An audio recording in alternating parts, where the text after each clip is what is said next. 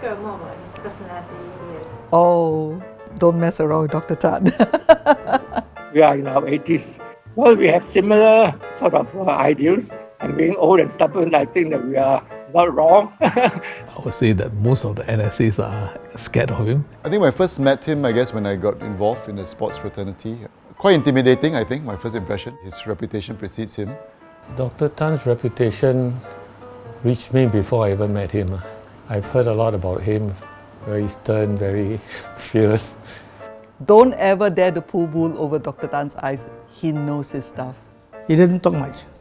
A lot of people thought he was arrogant. He looks like that because he doesn't smile. But actually he's not. He's a nice man. If you know him, it's okay. He's a real gentleman.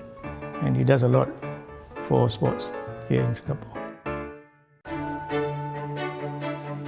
Eng Liang is a remarkable person.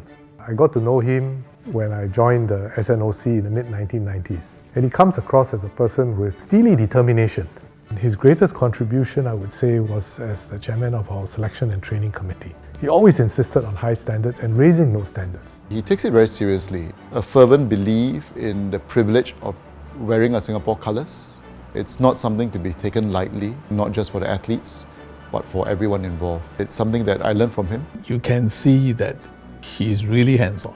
He'll go down to the ground, he will visit their training sessions, he will find out the issues, and he will either take them off, take off his whip and make them work harder, or he would find support.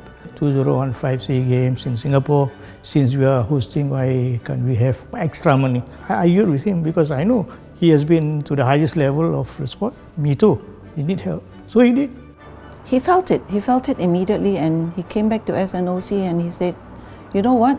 Surely we should have some seed money here that we can give to the smaller NSAs to help them in their quest so that they can also do themselves proud come SEA Games Singapore. And we did just that.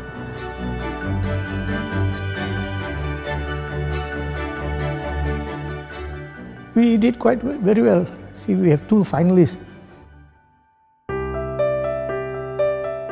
During his time as chairman of Sports Council, he built the infrastructure, sports facilities, setting out the plans for the development of sports in Singapore. Then for his many years at SNOC, where he served in many different capacities. Under him, everyone is really passionate and committed and dedicated to the job. Through my many years in SNOC, I'm so very glad to be able to work alongside with this genius of sporting leader. He comes into every meeting 100% prepared. Very few can match him. He's there before anybody. And even if I am late, he doesn't care, he'll start punctually, you know. Can you imagine he's been chef de mission for, I think, 12 major games. So he has instilled that kind of standards. He will tell you you're wrong, you know. But then he'll just say, let's go for a cup of coffee, you know.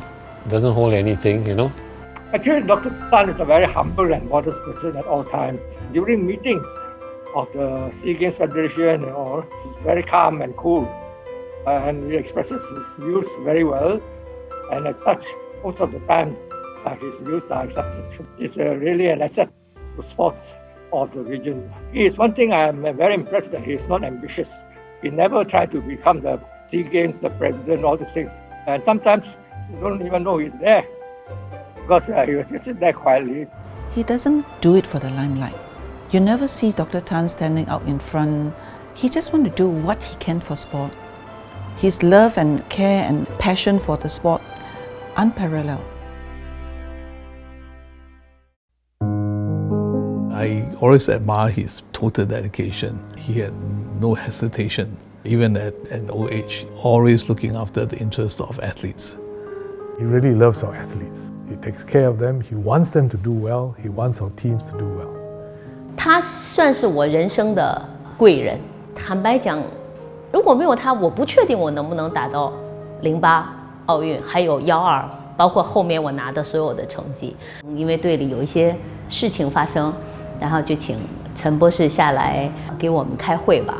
我记得开完会，他跟我讲了一些需要忍让、忍耐，然后坚持。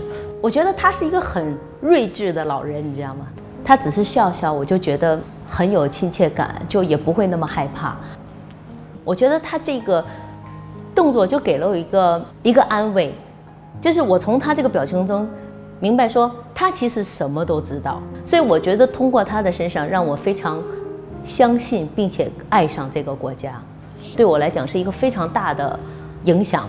后来我12年退役以后，其实每年我都有见到他，就是觉得就像我的爷爷，然后你从他身上能感觉到，他虽然已经退休了，这个年纪他还在为体育默默的努力做贡献，我觉得这一点是让我值得就是很敬佩的。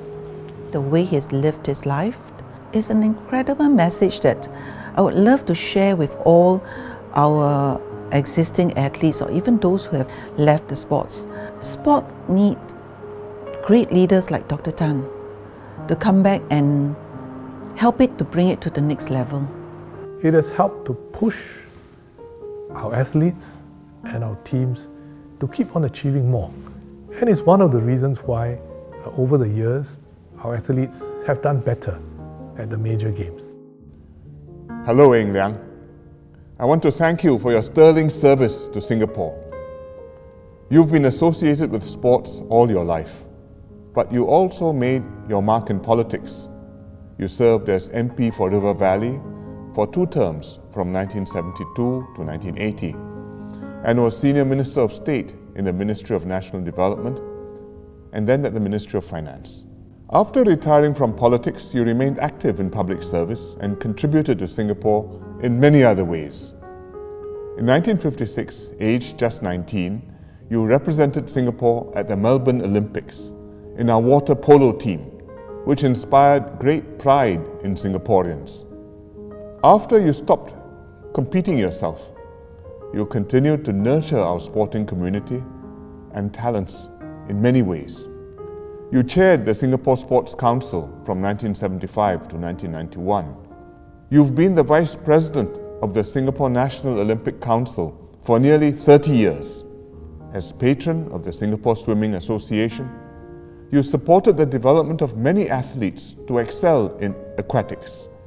You led our Team Singapore contingents at international games as chef de mission for a record 12 times. On 2 occasions, this was at great personal cost, when you shouldered the responsibility despite your health issues.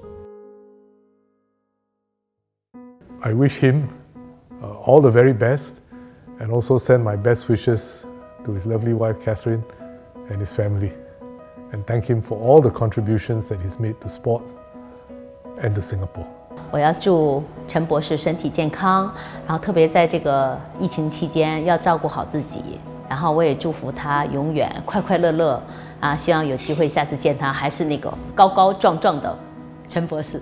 Well, I wish him happy and a good retirement, had a good time managing sports, and now that he has decided to pass the baton to a younger generation of Singaporeans, and I'm sure they will not disappoint him.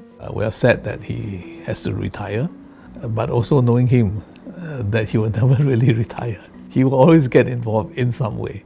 No lah, he can't lah. I tell you, even if you tell him retire, I don't think he will completely let go. He'll still kepo and, hey, I think this one, I don't think it's very good what you're doing. I'm sure I'll be getting calls from him.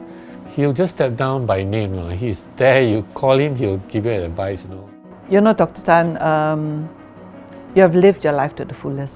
Enjoy your retirement with your family. You know, Jimmy and I will always be there cheering for you. Eng Liang, it's been my privilege to have known you now for almost 50 years. Your commitment to make Singapore proud and your passion to give your best in all that you do will inspire younger generations to work hard at their dreams and never give up. Thank you again for your lifetime of contributions to Singapore sport. Have a happy retirement.